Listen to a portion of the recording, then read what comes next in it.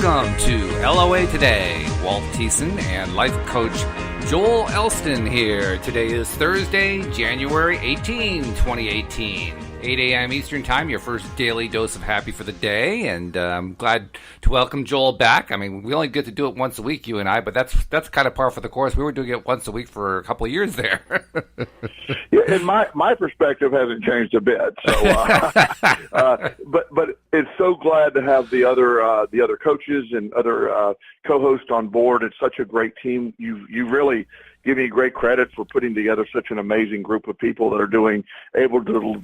Our ultimate goal for years have been able to deliver the content we're delivering now. Oh, yeah, absolutely. In fact, I was just kind of reminiscing with, I think it was with Wendy the other day, about how, for quite a long time there, you and I talked about, wouldn't it be great if we could do a drive time show, and do like a daily drive time show and so forth and get it on radio. Well, we're not on radio yet, but we've got 2 drive times during the day, so we got part of the goal achieved already. That alone makes me smile, because we talked about that for how long now? I don't know how long it was.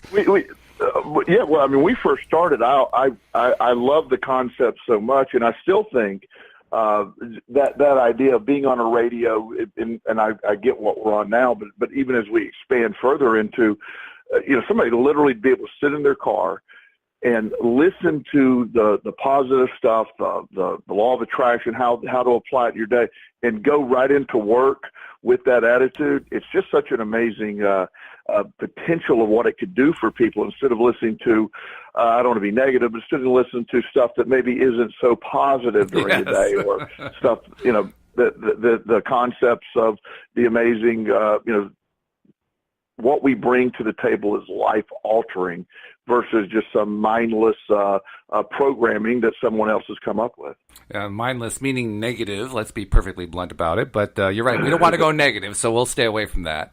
But today's topic actually relates to that, because our topic is, are you really happy? And it's an interesting topic, actually not, are you really happy? Are you emotionally happy? Are you emotionally stable, or are you emotionally happy, and what's the difference? And it's a topic that came up from conversations I've seen on social media about the law of attraction. I saw one post today, in fact, that basically stressed the importance of, when you're trying to attract a new partner, make sure that the partner is emotionally stable. And as soon as I saw that, I said, no, that's not quite right. Because, I mean, you can be depressed all the time and be stable. That's not a good thing. There's nothing good about that. But emotionally happy or emotionally healthy, that's a different animal entirely. So, I think maybe this is a case of people needing to kind of raise their sights a little bit. But if you aim for somebody who's emotionally healthy or who is emotionally happy, I think you got a much better chance, don't you? Oh, I really believe, yes, absolutely. To answer your question, I think that so many of us get stuck on where everyone else is. And I think the topic itself of let's start with us. Yes. When I am emotionally healthy and happy, then my attraction will be to a similar. I think a lot of people get stuck. It's very hard, it's not impossible, to attract emotionally healthy when you're a mental train wreck yourself. That just, if we're honest. So as with everything else, the first law of human happiness, I believe, starts with self-responsibility. Everything is self-responsibility. I take care of me first, and I don't mean that in a selfish way. I need to get healthy for me. And then all I will be able to attract is a similar person who is that healthy. If I am way out there, then that's what I'm going to tend to attract. So it does start with us. Are you emotionally healthy? Is that question. And if you are, and you're trying to attract, you don't need to start defining to the universe what to attract. It's going to attract what you are putting out there. Emotionally healthy people attract emotionally healthy people. And I've always been amazed that one of the classic matchups, and sort of a psychological, I've always been amazed at the number of narcissistic people that end up with borderline personality disordered people. It's like it's like those energies just sort of attract because both fulfill a need. Right. And in the same thing with the emotionally healthy side. When you're emotionally healthy, you're fulfilling that emptiness that would have been there with an emotionally healthy person. But it's almost like you can't be empty and be emotionally healthy at the same time. Happiness starts internally. And then once you're happy internally, you would be able to, happiness is the beginning of the emotional healthy point. And that sounds like it's double speak, but it really begins with us. At the end of the day, it begins with us. We're in charge of our own happiness. No one dictates it to us.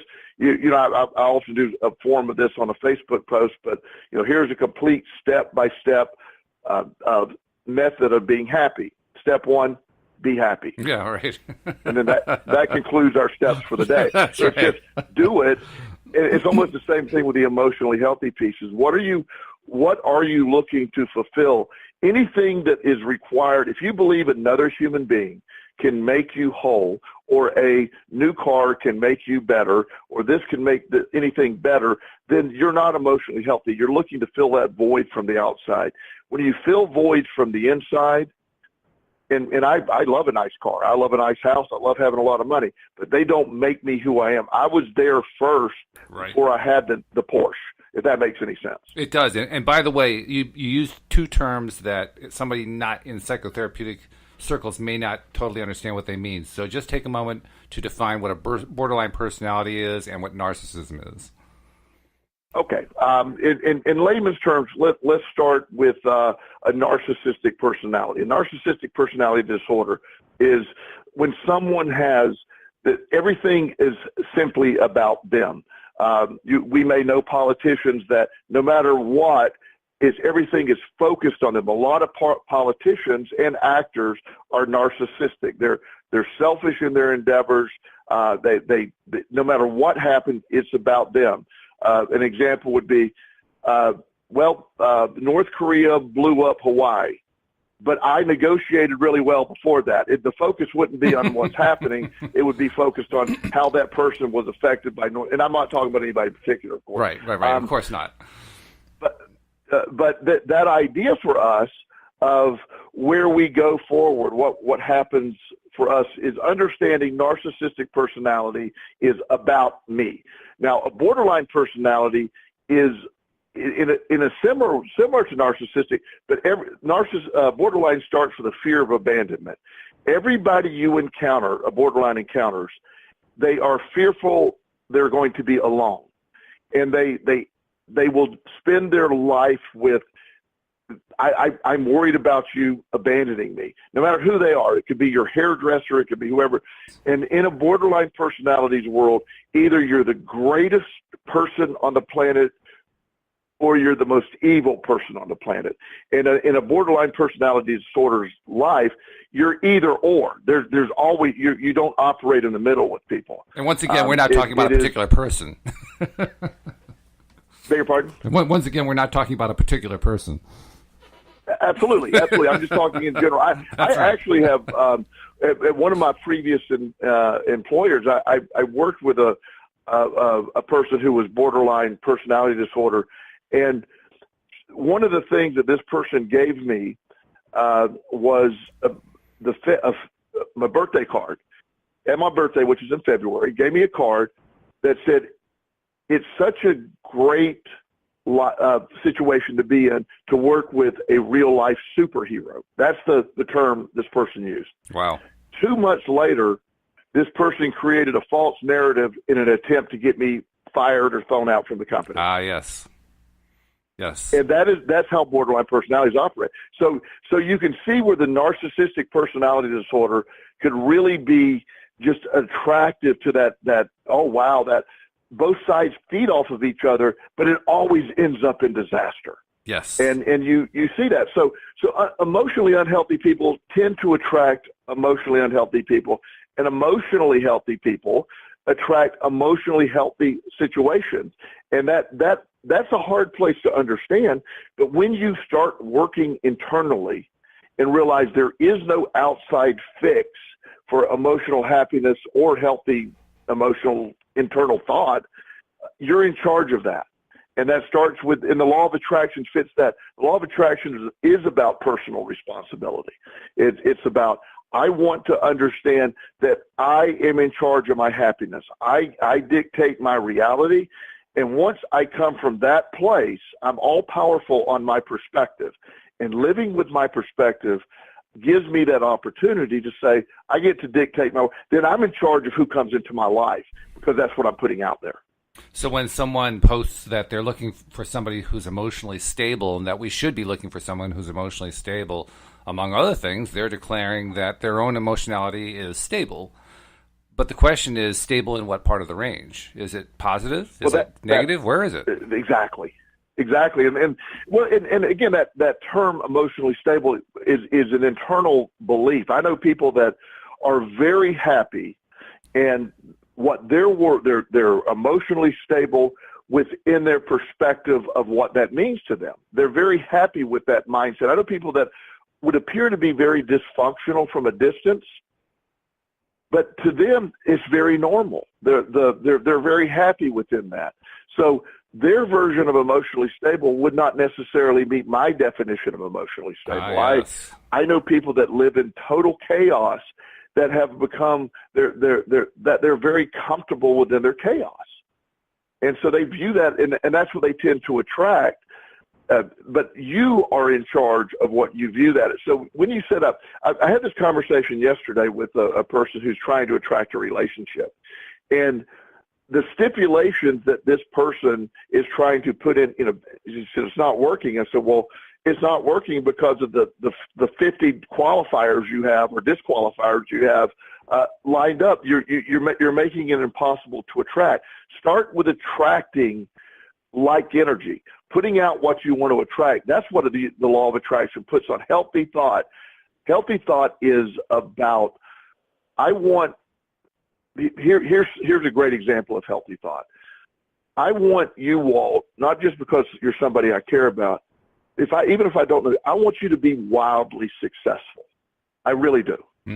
I mean that. Thank you. I don't need to defeat you. I want you to be successful, even if it means you moving above where I'm at or being above where I'm at. I want you to be successful. An emotionally healthy relationship isn't needing to be dependent on the other person. The intent is to both of you lift each other up. Yes, that's exactly important stuff. Oh, very important, and critically important, because you can't lift the other person up unless you can lift yourself up. Right. There's no way to do it. I can't make anybody not be depressed. I can talk with them, and one of the most effective ways that I have dealt with people who are dealing with depression or anxiety or any of those type things is I can get there and let them feel my vibration, and then they can get excited, and I can temporarily lift them up during our session. But 15 minutes after my session, they're feeling like they were like nothing's changed. Well, all that changed during their session was their feeling at that time. Right. They're in charge of keeping that feeling up. Yes.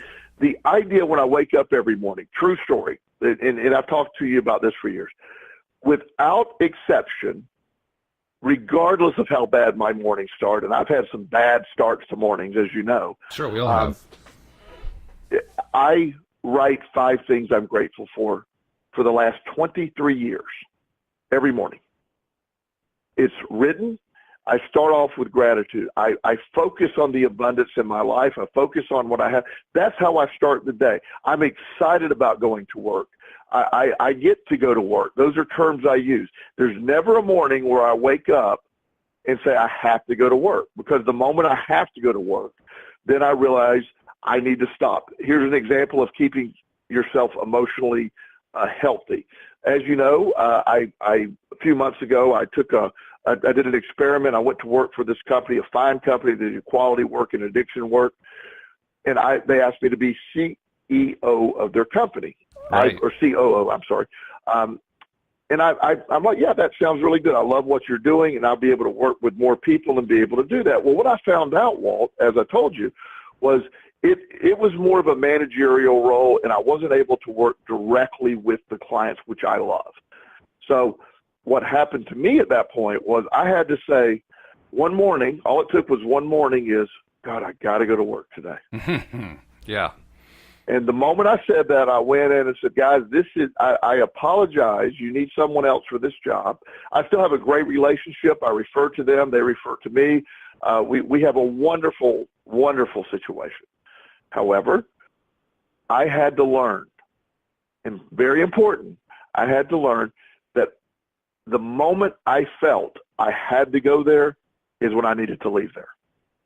Yeah, that's a good indicator. I don't know if that makes sense. It does make sense, and it's an indicator that we often will tend to ignore, won't we? So many people stay in jobs they don't really love, that they feel like they have to stay there, so they just keep staying there. They never actually shift their thought process around, and then they wonder why they're stuck in a dead-end job.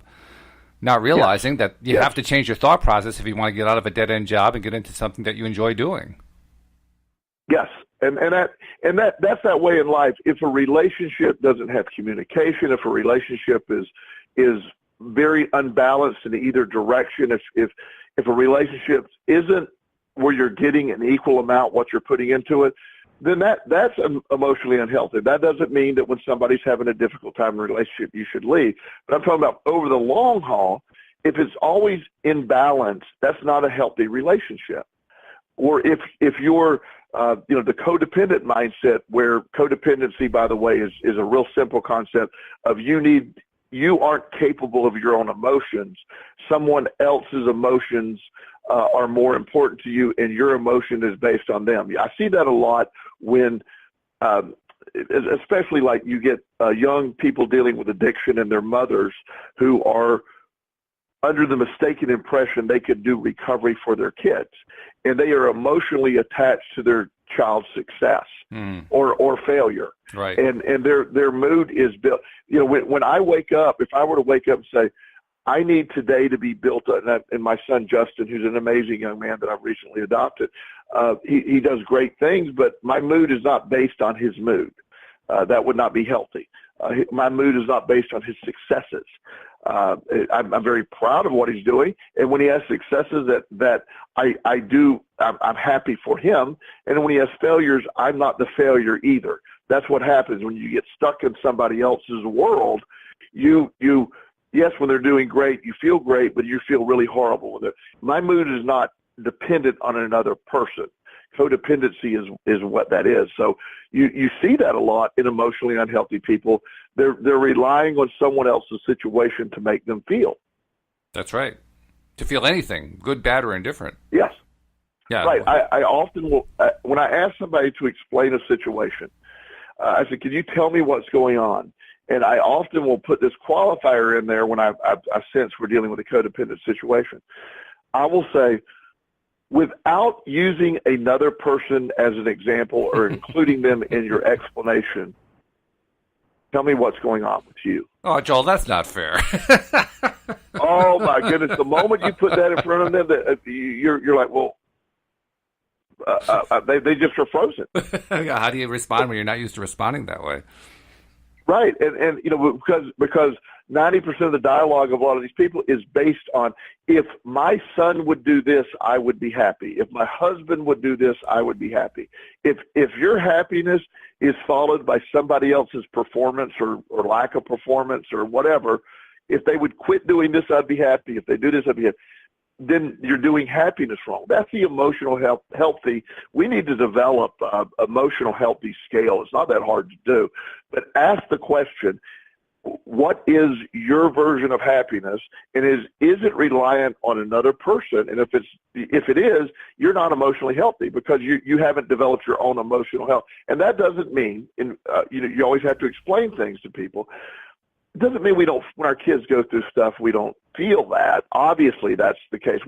No one wants to see our kids suffer or go through stuff, but your happiness can't be dependent upon that, or you're destined to spend the rest of your life with the ups and down swings of that. And it's not healthy for them either, because they have to learn to regulate their own emotion. I tell Justin and often, he is in charge of his happiness. I am in charge of my happiness. Everybody is. It's not always politically correct in this environment we are today, but I think our society has unintentionally, and all with good meaning, by the way, Walt, but we've taken we've turned trauma into this way of excusing everything. Trauma is an explanation. It's not an excuse. We've turned it into an excuse not to perform. Trauma happens. Our response to it is the answer. And most people are having a hard time with that. And a lot of times when the law of attraction negativity is discussed with people who don't like the law of attraction, they turn to, you're blaming the victim. I hear that a lot. And I go, blame is irrelevant. But in our society, it's not. Blame is a very important thing. Yeah, no, it's true. By the way, I want to take a moment, too, to remind listeners, if you're enjoying the podcast, if you like the topic and you're finding that you truly are, once again, getting your daily dose of happy from this particular program, just take a moment and share it with friends. Let people know that who you think would be appropriate people to remind about this or to tell about this. People who are perhaps into the law of attraction or self-improvement. Just share with them that you're listening to the program and that they ought to check it out, because that's how we're building up our listenership. That's how we have been building our listenership. That and the fact that when people subscribe to the podcast, their listenership of the podcast by themselves increases dramatically. Just last month, the average listener listened to 22 podcasts. So we know people are getting a lot out of this. So just take a moment and share that, because your friends are going to really appreciate that.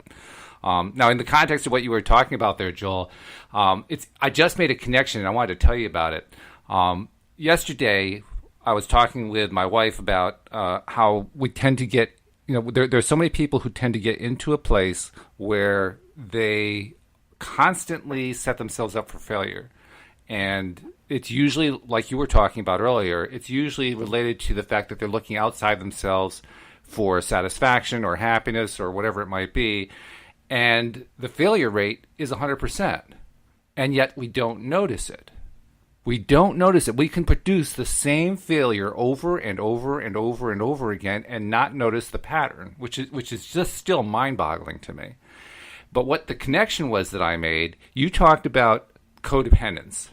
And you talked about how codependence is all about being wrapped up in the emotions of somebody else, so that really your happiness or potential for happiness is completely dependent upon what somebody else is thinking or feeling or expressing. And it occurred to me, wow, that describes politics. All of politics is trying to get somebody else or a bunch of somebody else's to team up with you on your side to feel the way you want them to feel so that you'll feel better. I mean, right. Am I wrong there? No, well, it's one of the politics, and we almost every week it seems you and I mentioned the news. Stay away from it. We still talk about it. Can you figure that one out? Yeah. That's the law of the trade. For something I stay away from, I talk about it a lot, don't I?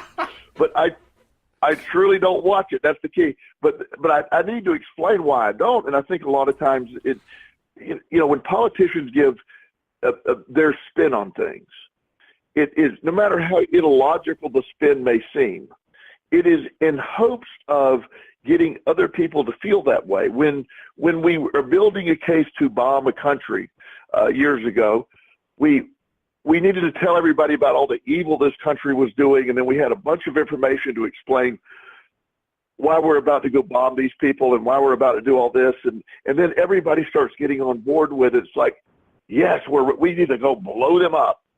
And I'm just trying to make a point. And then, right. And then we go blow them up, do some good blowing up, really good stuff, great theatrics on TV. Oh, yeah, wonderful. Yeah. And then about 3 years later and about $2 trillion later, things aren't a lot better. And the blowing up sort of lost its exciting nature. And you start realizing, wow, if people are coming back with no legs, people are, wow, this is not near as exciting. And now why are we blowing them up again?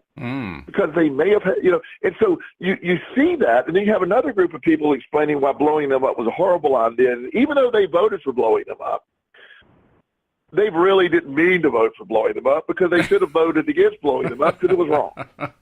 Yeah, and that's politics. And again, I want to keep it, where we're at, but you can see what we do internally, of whether it's politics or and that's where that blame situation we talk about. I want to spend a lot of energy explaining why you're wrong and where you messed up. And then once I get my case out there and you sort of side with me, then I'm right. I feel better. The reality is we are where we are. I've mentioned this lady that I've worked with before, and again, I give no specifics, and I would never want to risk anyone's confidentiality. But I've worked with a lady who had seen a psychiatrist for many years, and her main question for many years was, did my father molest me or not? Mm. And they spent a lot of years doing that, and that by no means everybody knows what a horrible, and those that know me, my working with children and advocates against child abuse and helping kids and people that have been through that stuff. But at some point, I told her, I said, well, you spent the last several years trying to figure that out. Let's pick a side and move on. And at first, it was sort of insulting to her, but then she got it. Am I going to get stuck in the blame portion of this? Emotionally healthy people don't worry about the blame. Here's what's happened. Let's move forward. We live in a world where we're going to have all kind of committees investigating certain things or who's at blame. And the moment you do something, one of the things that happened years ago, and those that have read my book, The Bench, know, I had a really rough addiction, it was a blessing, but at the time it was far from a blessing. Right. I went through a really rough addiction time. And part of my world was, I really feel that everything I went through meant something. But when I faced a judge and I had done stuff in my addiction that I had to be held accountable for, I said, I am guilty of what I'm accused of, period. I don't need to explain why. I'm wrong. I could have gone on for hours about having addiction and how I got it. This is what I did. I needed to move on. In fact, the public defender that was representing me at the time went, no, don't say that. And I go, yeah, I'm guilty. Don't forget it. I don't care. I do care because it's time to stand up. I don't need to worry about blame anymore. I'm wrong. Let me own what I've owned, and whatever's going to happen, I need to move on. So personal responsibility is emotional happiness. When you understand, at least, and again, I'll give you my definitions of these things. When you start with being emotionally healthy, you start with being personally responsible for you, your feelings, your life, and your situation. Where you sit today, Walt, where I sit today, is a product of my decisions over my lifetime. That's right. Yeah, absolutely true. People and in fact, do not like to hear that. No, they don't. But the fact is, exactly what you said. We are personally responsible. And it's actually been a topic of a number of the shows that we've done over the last week or so.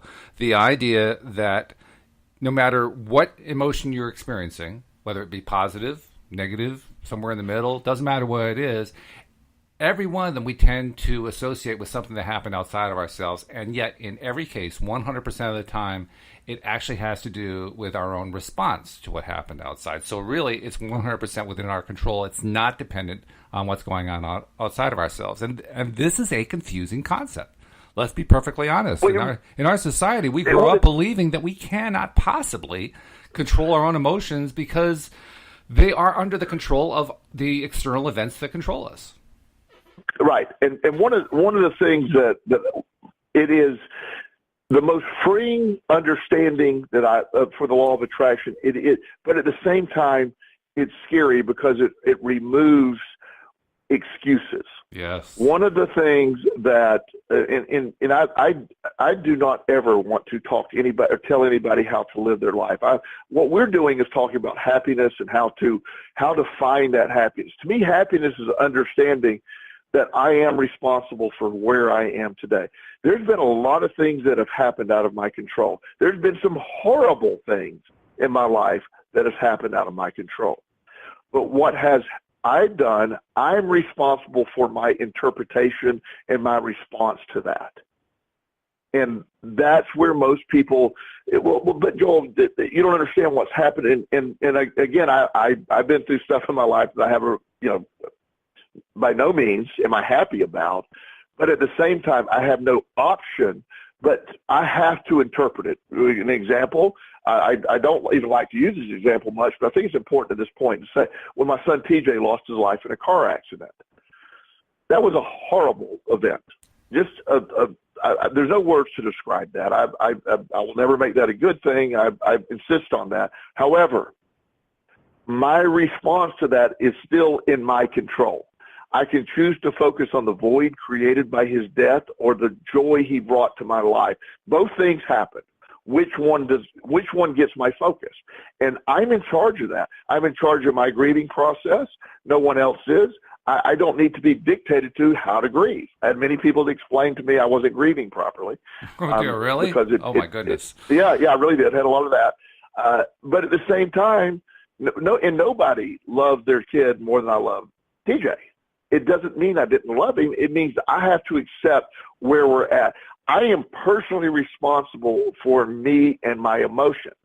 While that may sound harsh, at the same time, it's freeing because I'm not reliant on some outside source for my happiness or in my case, my abundance or anything else. Everything comes from where I start to feel. When I feel the abundance that I have in my life and I started to live in an abundant mindset, so I think, I think it's really important. We have that mindset of personal responsibility. That's where emotional healthiness starts for me.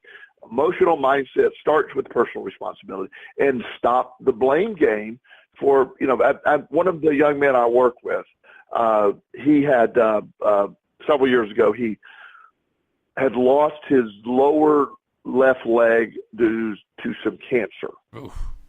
And what a horrible thing to have to go through. At a time, 16-year-old boy, very athletic, losing his lower leg to that. And he went through the normal stuff. And then when I started working with him, we started talking about perspective. And by the time he changed his perspective, and he did the work, I helped lead him to the information. His mom kept saying, "Well, honey, you can't do this." And he said, "Mom, please stop telling me what my limitations are. I have decided I don't have any. I get these really cool Blade Runner kind of feet now, or foot now.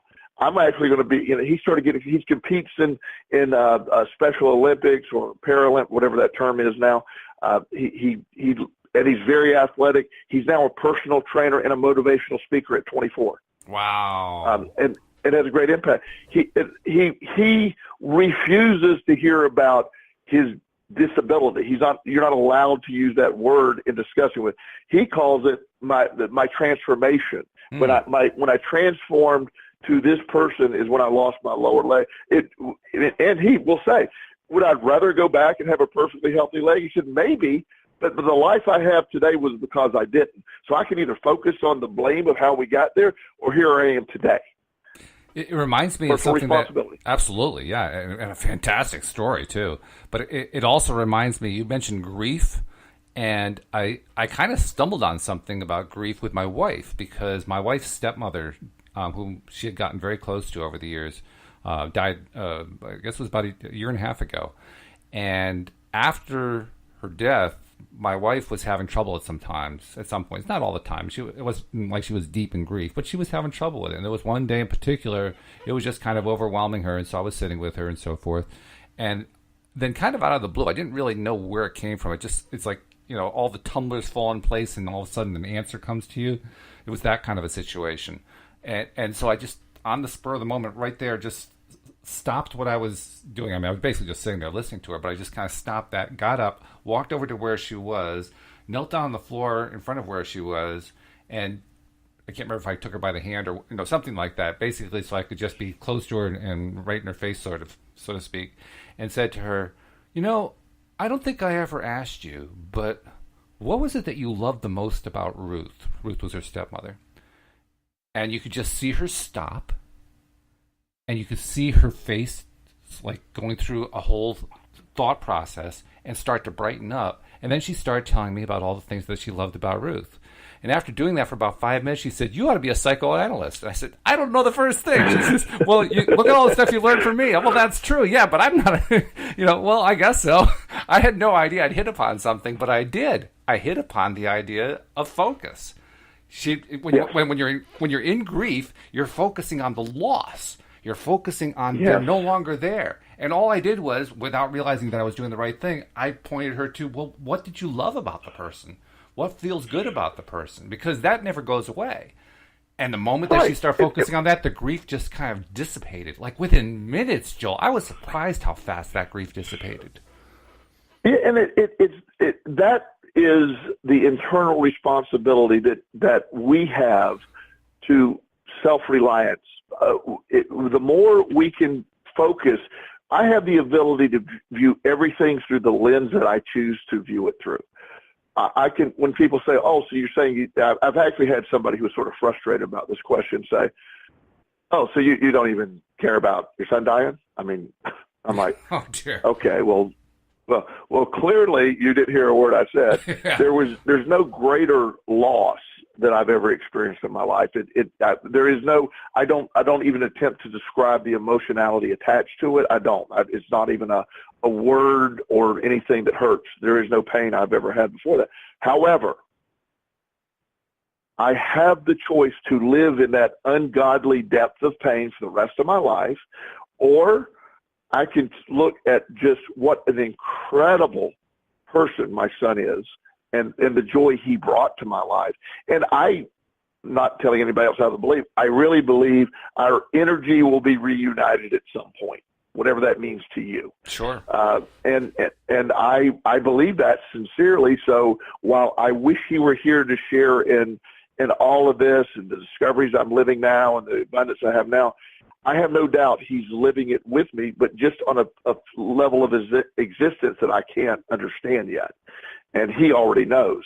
So that's where you get to, we are within that. So emotional health is exactly what you're talking about here. Emotional health is you taking what's happened. When you lose a job, people get depressed. But then people take action. Yes. And without taking that action, you don't get anywhere. Yeah, that's the point. So, without that action, you don't have, you're not in control when you don't take the action. And that's what a lot of people don't understand. I've had people answer me. I've gotten through my Facebook post or people that have added things. I'm trying to think of examples, but they've responded to a Facebook post that I've had. Well, you don't know my situation, so you can't say that. And so first of all, I wasn't talking about your situation because you're right, I don't know it. But I assure you, what I'm talking about could apply if you choose to apply it, or it doesn't apply because you decided it doesn't. But you are in charge of your emotions. I've lost my job that I loved with all my heart. Yes, you did. So we can focus on losing your job and all the financial devastation that's around the corner and how horrible that will feel.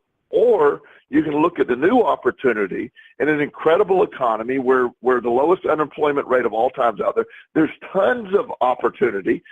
Amazon the other day I was talking to this guy that I didn't even know they did this, which I love Amazon. I love the way they do business. They deliver things in ways I don't even understand sometimes how they get it here so fast.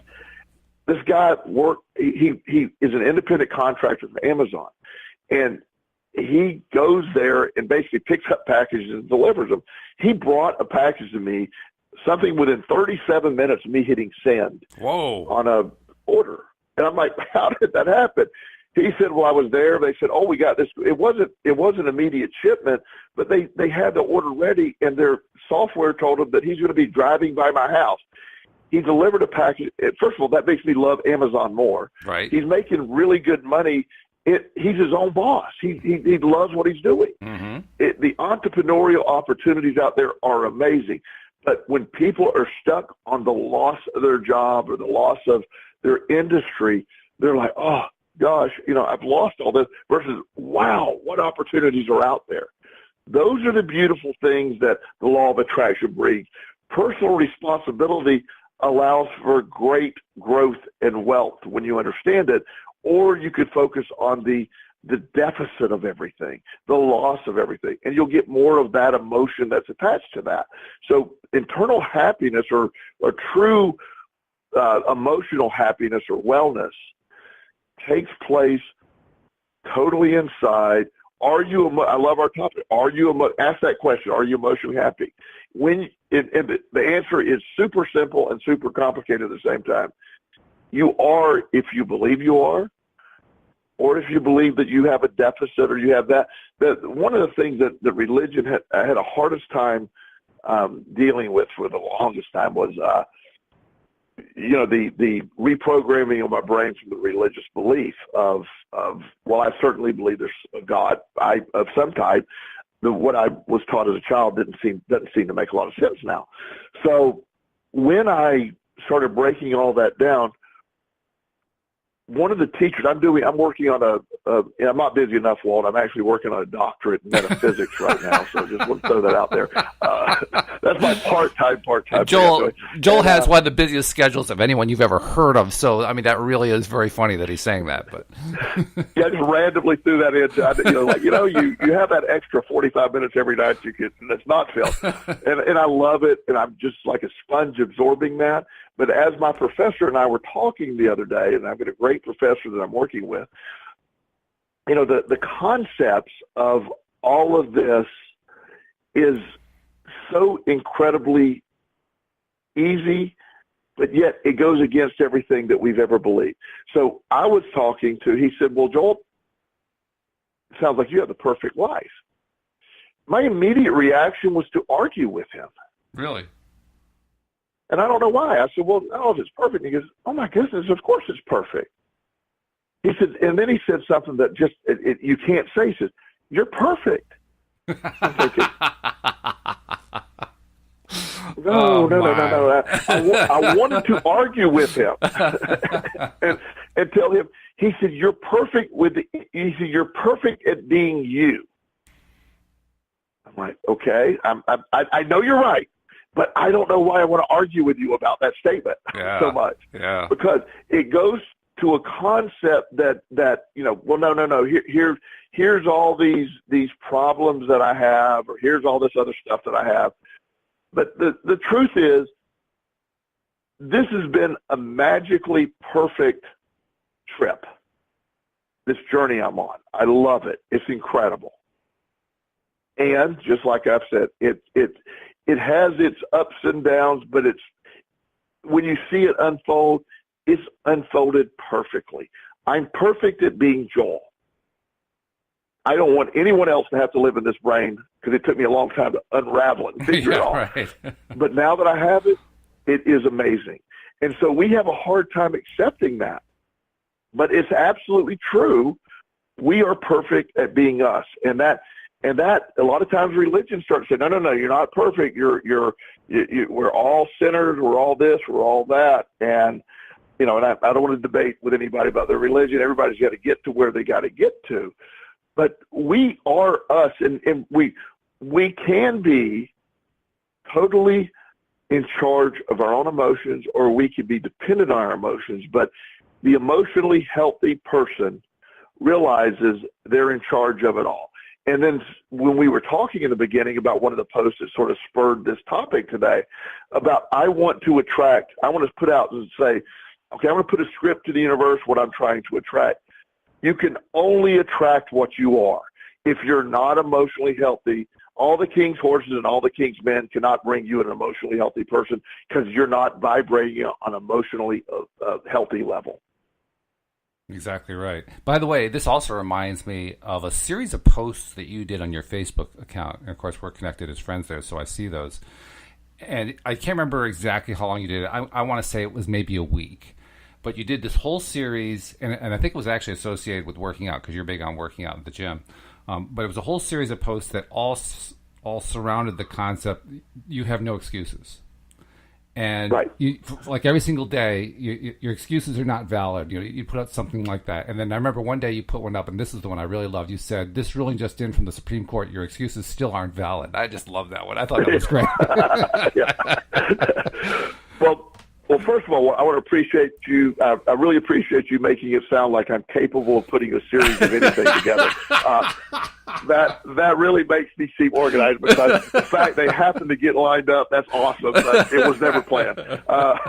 So, you know how my brain works. That's not even a thing. So I really like the fact you saw it from some organized standpoint in my life. But beyond that, seriously, all kidding aside, the idea that excuses or blame or all this other stuff, it is what permeates our world. It's politics. It's, the concept of, well, we have this situation or this person's at fault here. Happiness and blame don't go together. Happiness and acceptance go together. Does that mean that you should be able to go commit crimes to get away? Of course not. Personal responsibility is dealing with it. It's when you go, it's you deal with it, you admit it, you move on. There's never been a human being that hasn't faltered or made a mistake in life.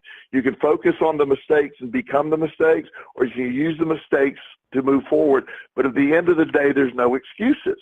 And it's like the young man that lost his lower left leg.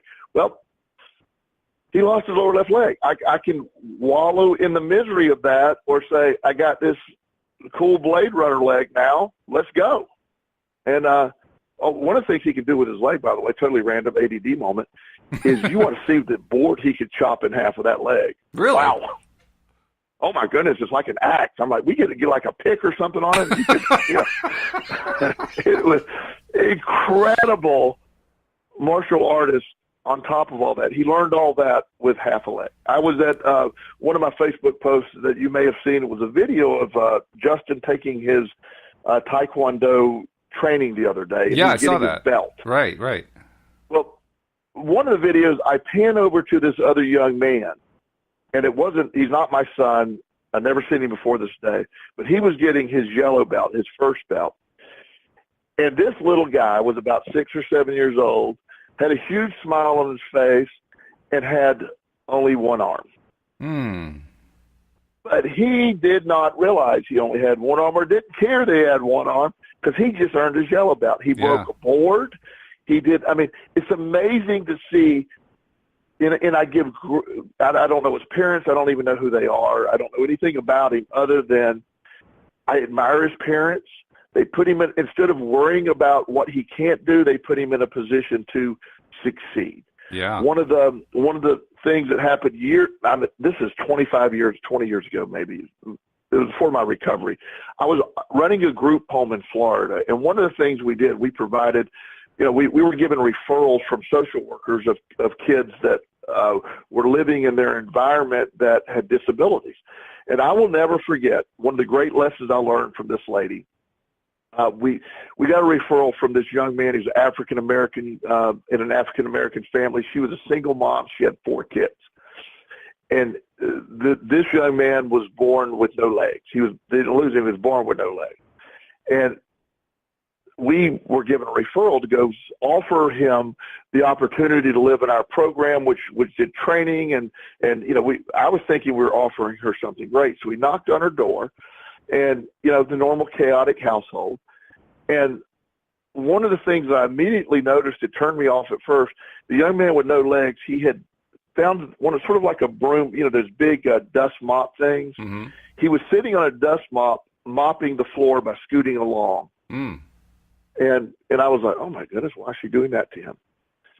And again, my perspective was from that poor child. Right. So I explained to her what we did. She said, I don't understand. Why are you here though?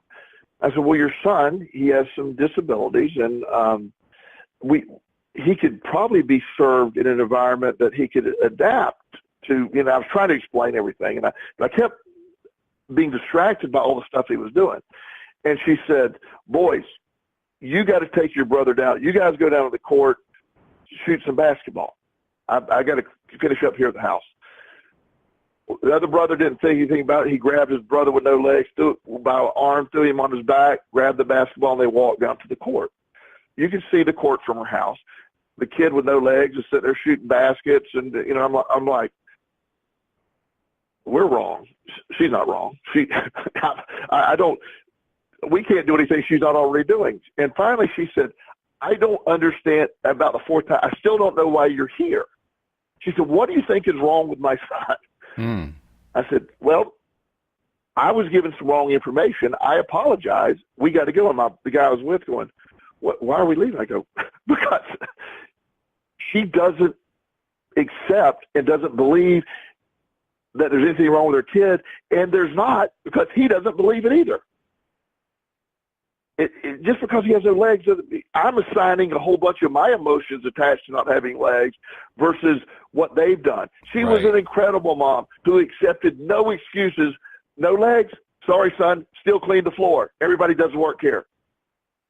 She was making an emotionally resilient, healthy child. And at first, to me, it looked sort of abusive till I understood nobody gets a break here. Don't whine about no legs. We all got problems. Let's clean the house. Mm-hmm. I love that attitude. Yeah. And a lot of people don't understand that. Emotional health, you develop emotional resilience. You don't accept excuses in life. Whoever our audience is listening to, whatever they're going through right now, Walt, I don't remotely pretend to claim I understand what everybody goes through. None of us can. We're all dealing with something. But right now we have people listening, and they are dealing with, and when hopefully what they gather from this uplifting conversation is we are in charge of our health and happiness internally, no one else. And once you flip that switch, there's no limitations. If you are a convicted felon, no matter what you have faced, where you have health issues, you're here for a reason. Let's live it. Let's fulfill that, whatever your destiny is, or however you want to choose to look at life. But sitting around and wallowing in whatever your perceived lack is not why you're here. Yes. Very important to realize. And it's very exciting to have the removal in my mind of these limitations of expectations. Yes. And that's what this emotional health is about. Stop with expectations of others. Put your own expectations in. If I want to compare my life, okay, here's my comparison. I really want to be Michael Jordan. I really do. I want to see him jump. I want to jump like Michael Jordan. I guess let's make it more modern. Let me be LeBron James. If I want to compare my basketball skills, I want to live in great lack. What LeBron James would do to me on a basketball court, Walt, it's not even pretty. It's not even funny. It's not even, we don't vibrate on the same level of basketball at all. Yep. So comparing my world to LeBron James in basketball, no. But comparing LeBron James of his understanding and the stuff that I've been through and dealing with what I've been through and the way I live my life, LeBron James holds nothing to me. This isn't about a comparison, but I'm just trying to say you got to find your avenue and where your focus is.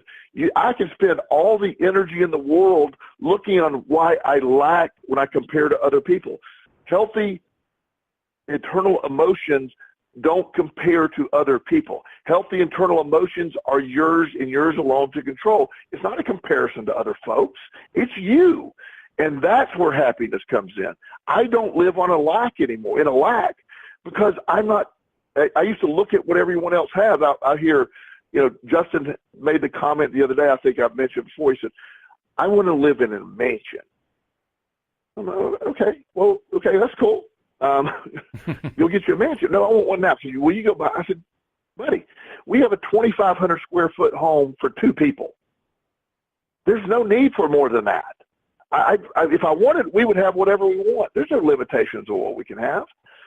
But we have, don't start viewing a lack versus we have an incredible home, an incredible community. We have all the stuff we want. I want you to look at what we live in. Don't start living and wanting what other people have. He said, well, my friend Jacob, they have this really big house. I said, Jacob had 6 brothers and sisters. They need a really big house. It's just me and you. There's zero reason to covet. I'm happy that Jacob's parents are in a position to provide that beautiful home for them and their large family. I don't want to deal with it. It's just more mess to clean up. Yeah, right. I look at it as so. That's the point. Well, internal stuff, internal emotional regulation, emotional health is at your disposal. We are told it's other than that. We're told that it's different than that. And the law of attraction explains this in detail that it's not. You've been touching on something, too, that I really want to bring into focus a little bit more.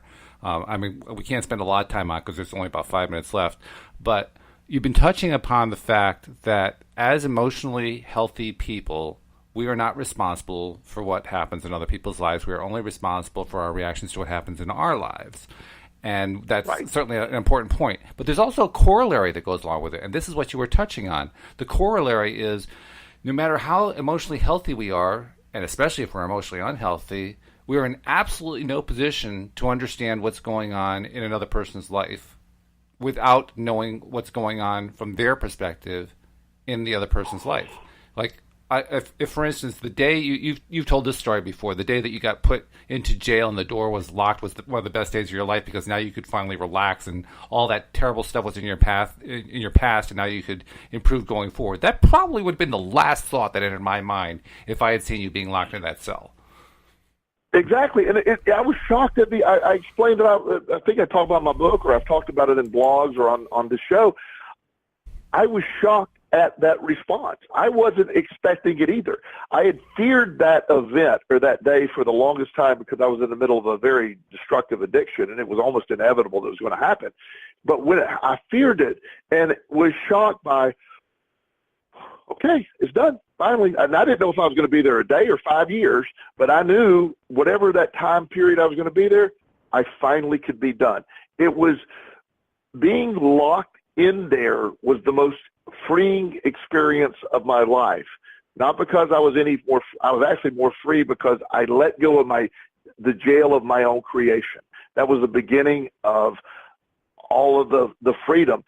Most people listening have created a jail, not physical, but a mental jail. And that jail limits you by these preconceived ideas of problems or limitations or lack. And the emotional help that is necessary to free you from that doesn't exist on the outside, and it doesn't come from a pharmaceutical company. It comes internally. And by the way, can you imagine how much I could have screwed things up if I had gone at that situation, if I had seen you there, I had seen you locked up, felt that that was just a horrible thing, and gone at it with you as if this is a really horrible thing, even though I was doing that from a point of view of I want to help Joel.